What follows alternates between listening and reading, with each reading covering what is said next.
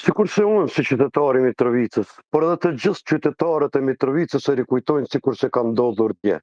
Pse? Sepse në atë aspektin e sigurisë është cenuar siguria personale dhe pastaj është cenuar edhe siguria private, pra e jotja dhe e familjes tënde.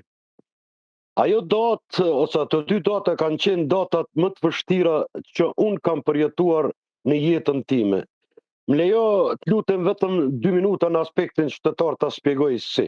Unë kam qenë në Gjermani dhe posa erdha domethënë nga puna unë e pash vllaun tim në lumin Ibër duke bartur fëmijë dhe plumbat ishin majtas djathta.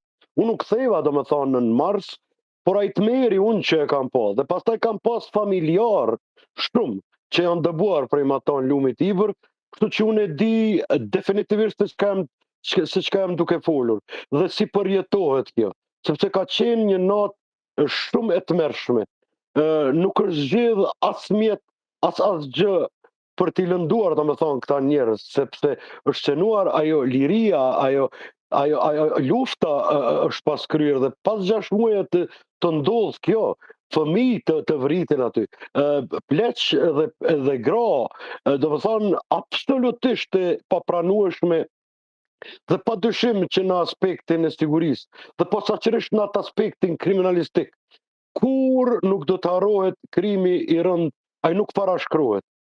Ata që e kanë bërë, organet tona drejtësisë, organet tona ndjekjes, organet tona, qeveria jonë, duhet bëj çmos që ata rojat famkeq të urës dhe grupe tjera kriminale që kanë qenë dhe që i kanë bërë këto dëme, ata definitivisht se duhet dalin para drejtësisë.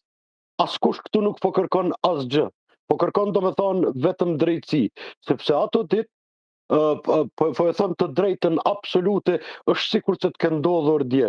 Unë jam prononcuar shumë në televizione me mira herë, por nuk duhet haruar që edhe kam shkruar me mira prononcime në gazeta ose portale. Shkrimi që e kam shkruar në vitin 2020 për këtë ngjarje ka qenë shkrimi më i rëndë për mua në aspektin emocional, edhe pse që ka dalë shkrim profesional, sepse unë jam fokusuar në aspektin kriminalistik, se çka do të thotë një krim. Po, zyrtar Shefci, por sa